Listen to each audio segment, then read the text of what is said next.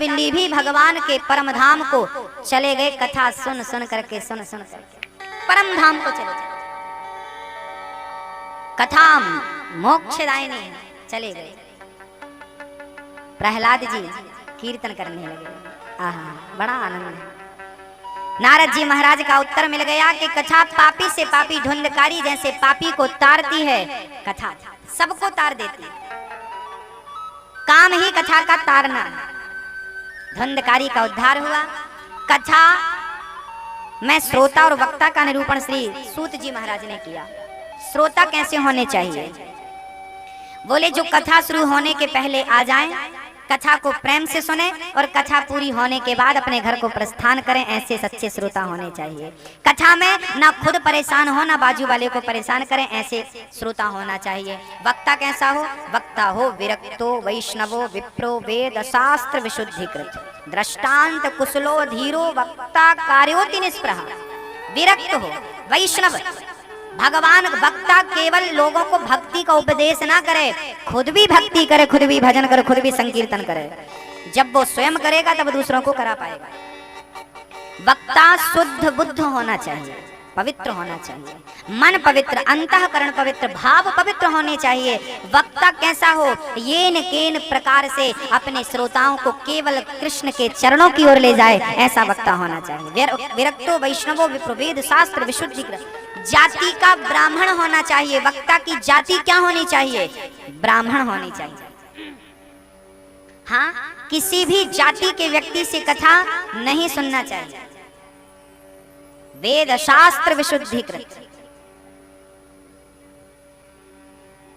ऐसा वक्ता, ऐसे श्रोता, प्रबुद्ध जन श्रोता हो, प्रबुद्ध वक्ता हो, फिर देखो कथा में आनंद ही आनंद है। और नारद जी महाराज झूमने लगे, सारे संत प्रकट हो गए। नारद जी आ गए, प्रहलाद जी आ गए, कीर्तन होने लगा। आइए मैं आपको कीर्तन की ओर ले चलूं और फिर भागवत के प्रथम स्कंध में प्रवेश करेंगे। बोलिए भक्तवत्सल भगवान की जय हो। सारे भक्त प्रेम से झूमने लगे। चिंता मिट गई, क्योंकि चित्त में भगवान बैठ गए। जब भागवत की कथा हम सुनते हैं ना, तो सारी चिंता खत्म हो जाती है, चिंतन हृदय में समा जाता है। तो आप में से किस किस को चिंता से चिंतन की ओर जाना है? जरा हाथ उठाओ। चिंता तो सबको है, चिंता छोड़िए और चिंतन की ओर बढ़िए। जब चिंता को छोड़ देंगे, चिंतन की ओर बढ़ेंगे, तो हम कहते हैं कि चिंता तो मिटेगी ही, अशांति सदा सदा के लिए मिट जाएगी और हृदय पवित्र हो जाएगा। इसलिए कहते हैं जमाने से रिश्ता बनाना अच्छी बात नहीं है, गोविंद से रिश्ता बनाओ। अच्छा, किस किस ने ऑलरेडी भगवान से रिश्ता बना रखा है? क्या संबंध, क्या लगते हैं भगवान आपके? मैया जी क्या लगते हैं भगवान? बताओ, क्या लगते हैं भगवान आपके? यशोदा ने क्या माना भगवान को? क्या माना? बेटा। अच्छा, द्रौपदी ने क्या माना था? क्या माना था? भाई। अच्छा, गोपियों ने क्या माना था? हा? पति। मीरा ने क्या माना था? तो भगवान तो भाई बनने को तैयार हैं, भगवान तो पुत्र बनने को तैयार हैं, भगवान तो पिता बनने को तैयार हैं, भगवान तो अर्जुन के सारथी सेवक दास बनने को तैयार हैं। संतों की ये तक चर्चा आती है कि भगवान संतों के घर प्रकट होकर झाड़ू तक लगाए हैं। भगवान आपके घर का झाड़ू पोंछा और बर्तन भी धुलने को तैयार है। बस सच्चा प्रेम हो भगवान से, वो प्रेम में बिकता है, वो पैसों में नहीं बिकता। जो प्रेम करता है वो भगवान को अपने प्रेम के धन से खरीद लेता है। कितनी चर्चाएं हमारे गुरुजनों ने सुनाई कि भगवान एक संत जी थे, संत जी का बुढ़ापा आ गया था, लेकिन बड़े प्रेमी थे भगवान कृष्ण के, बड़ा प्रेम करते थे। उनका एक सेवक था, वो घर में झाड़ू लगाता, पोंछा लगाता और भक्त को और संत जी को भोजन बना के प्रसाद दिया करता था। एक दिन उसके घर में कोई काम आ गया, वो घर से निकल गया। घर में अकेले साधु जी, अब वो तो सीताराम सीताराम राधे श्याम जपते थे, पर काम कुछ कर नहीं सकते थे। बुढ़ापा का शरीर, एक कदम भी चला नहीं जाता। संत जी कोई ध्यान ना देकर बस राम राम जप रहे थे। उन्हें ये फिक्र नहीं थी कि आज मेरा सेवक नहीं आया, कौन भोजन बनाएगा, कौन कराएगा। चिंता छोड़ दी और भगवान के चिंतन में लग गए। और जिसका चिंतन कर रहे थे उसने देखा, भगवान ने देखा कि आज मेरा भक्त सुबह से कुछ खाया नहीं है, ऐसे ही से सोने दूंगा क्या। तब भगवान स्वयं उस सेवक के रूप में प्रकट हो गए। उनके भोजन बनाया, भोजन कराया, उनकी लंगोटी धुली, उनका घर का पोंछा किया, झाड़ू लगाई, कुटिया का पोंछा झाड़ू लगाई और चला गया। सुबह उनका सेवक आया और बोला, गुरुजी क्षमा करना, मैं जरा बिजी था, कल मैं आ नहीं पाया। गुरुजी बोले, बेटा कल तुम तो आए थे, कल तो आपने भोजन बनाया, हमें खिलाया और घर का बर्तन आदि सारा काम आपने किया।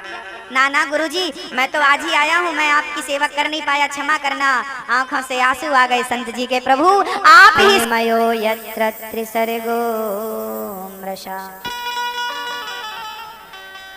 धाम्ना स्वेन सदा निरस्तकुहकं सत्यं परं धीमहि सत्यं परं धीमहि।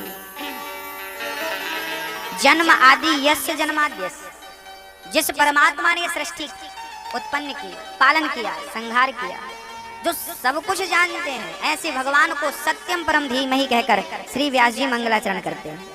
धर्मः प्रोज्झित कैतवोत्र परमो निर्मत सराणाम सताम वेद्यम वास्तव मत्र वस्तु सिविदम तापत्र योन्मूलनम। ईश्वर का भजन ही धर्म है, जो निर्मत्स मतलब सारे बुराइयों को, काम क्रोध को त्याग कर जो मन ईश्वर की ओर बढ़े वही धर्म है। सद्यो हृदय वरुद्ध तेत्र कृति भी, कहते हैं जिसके हृदय में केवल कथा सुनने का संकल्प जाग जाए, उसके हृदय में उसी क्षण भगवान प्रकट हो जाते हैं। हृदय में निगम कल्प तरोर गलितम फलम, ये पका हुआ फल है शास्त्रों का। केवल कान के दौने संभालना है, ना रस, ना गुठली है, ना छिलका है, केवल पीना है, पीना है। पीबत भागवतम रसमालयम। श्री सूत जी महाराज से सौनकादि ऋषि प्रश्न करते हैं, गुरुदेव हमें कुछ बातें समझ में नहीं आई, आप समझाइए। मनुष्य का धर्म क्या है, भक्ति का स्वरूप क्या है, भगवान के अवतार कितने हैं और देवताओं में बड़ा कौन है। कोई राम जी को, कृष्ण जी को, दुर्गा जी को फलाने और कोई किसी को कहता है, हम भटक जाते हैं। बड़ा किसे माने, श्रेष्ठ किसे समझे। सूत जी महाराज से पूछा अंतिम प्रश्न कि धर्म कम शरणम गता। जब जब होए धर्म के हानि, जब जब भगवान आए तो धर्म की स्थापना करने, जब भगवान चले गए तो धर्म किसकी शरण में गया, धर्म कहाँ है। तब सूत जी की वाणी खुली और सूत जी ने कहा, बड़ा उत्तम प्रश्न किया है आपने। सुखदेव भगवान को नमस्कार किया श्री सूत जी ने, जो जन्म लेते ही संन्यास लेने के लिए चल पड़े। नारायणम नमस्कृत्य नरम चैव नरोत्तमम देवीं सरस्वतीं व्यासम ततो जय मुदीरये। सरस्वती माँ को, व्यास जी भगवान को प्रणाम करते हैं और मनुष्य के धर्म की परिभाषा कहते हैं, सवै पुंसाम परो धर्मो यतो भक्तिरधो क्षजे अहेतुक्य प्रतिहता ययात्मा संप्रसीदति। अहेतुक, एक जैसे गंगा मैया ऊपर से बहती हुई नीचे की तरफ जा रही है, ऐसे आप अपने मन से सिर्फ ईश्वर के चरणों की, कृष्ण के चरणों की ओर अपने मन को सिर्फ धारा प्रवाह लगाते रहें। यही धर्म है मनुष्य का, ईश्वर का स्मरण ही धर्म है। हाँ? भगवान ने 24 अवतार धारण किए हैं। क्यों? ताकि भक्त एक अवतार को पसंद ना करे तो दूसरा अवतार पसंद ना आए तीसरा। एक सज्जन बोले, महाराज जी हमें राम जी पसंद नहीं है। हमने कहा क्यों? अरे बोले वो सिंपल हैं, खड़े रहते हैं, मर्यादित हैं, हमें तो मन करता कभी कभी नाचने झूमने का। तो फिर इसलिए भगवान कृष्ण बनकर आए कि चलो भाई तुम्हें ठीक ठीक मर्यादित में नहीं रहना, कोई बात नहीं, कभी मन करे तो झूम लेना। तो कृष्ण बनकर आए, चलो तुम आओ मेरे भक्त बन जाओ। राम जी पसंद नहीं है, कोई बात नहीं, कृष्ण कृष्ण जपो। एक सज्जन बोले ना ना हम तो जरा जिम में जाते हैं, तो हमें ऐसा भगवान बताओ जिसकी बॉडी वॉडी हमारे हिसाब की हो, मस्त। हनुमान जी बोले आओ तुम हमारे पास, आजा। तुम्हें जैसा देवता चाहिए, तुम्हें जैसा चाहिए भगवान वैसे हैं। अच्छा, भगवान का कोई स्वरूप नहीं होता, पानी का कोई आकार नहीं होता। पानी को कटोरी में बनाकर, कटोरी में रखकर फ्रिज के अंदर रख दोगे ना तो पानी बर्फ बन जाएगा, पर आकार किसका होगा? कटोरी का। पानी को गिलास में भर के फ्रिज के अंदर रखोगे तो पानी बर्फ तो बन जाएगा, पर आकार किसका होगा? स्वरूप किसका होगा?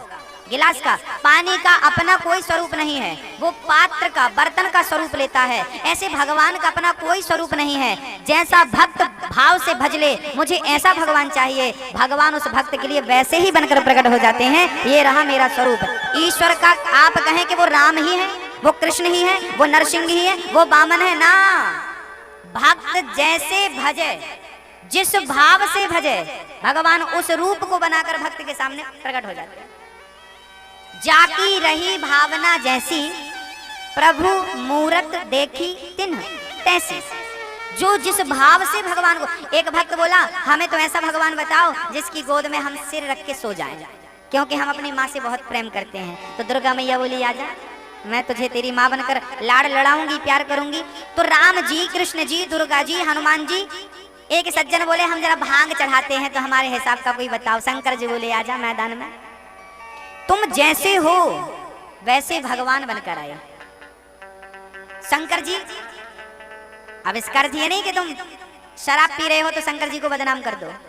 कई लोग तो गांजा पीने वाले शंकर जी को बदनाम करते, हर हर महादेव। शंकर जी को कैसा लगता होगा? राम राम राम राम। इन्होंने गांजा पीने का निमित्त मुझे बना रखा है।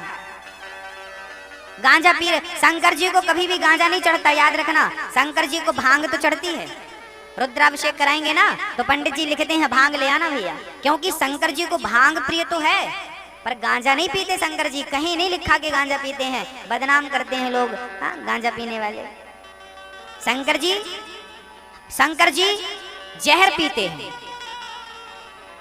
हाँ, पीना है आपको तो पीना है आपको, तो गांजा क्या पीते हो? शंकर जी ने तो जहर पिया था, गले में रख लिया था, नीलकंठ नाम पड़ा। हाँ, आप भी पी लो जहर, शिव जी की बराबरी करना है तो।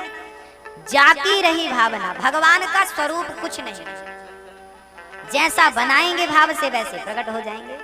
तो भगवान ने 24 अवतार धारण किए हैं, 23 अवतार हो चुके हैं। कलयुग के अंत में संबलग्राम में विष्णु यश नाम के पंडित जी के घर में कलयुग के अंत में कल की भगवान प्रकट होंगे। नारायण, नारद, हरि, कपिल देव, श्री राम, हंस, हयग्रीव, मोहिनी, दत्तात्रेय, नरसिंह, वामन, व्यास जी, ऋषभ देव, कौमार, यज्ञ पुरुष, धनवंतरी, बुद्ध, कल्कि, पृथु राजा, बाराह, कृष्णचंद्र भगवान, परशुराम, मत्स्य, कमठ, ये 24 अवतार हैं भगवान। इन अवतारों का नित्य स्मरण करेंगे तो कष्ट दूर हो जाएगा। हाँ, व्यास जी महाराज ने 17 पुराण लिख दिए, पर शांति नहीं मिली। तब नारद जी ने उन पर अहेतु की कृपा करी, उपदेश किया, और नारद जी के कहने से चतुश्लोकी भागवत के 18,000 श्लोक व्यास जी ने लिखे और अपार शांति की ओर पहुंच गए। बोलिए व्यास भगवान की जय हो। नारद जी के पूर्व जन्म की चर्चा में आप तक कल पहुंचाऊंगा।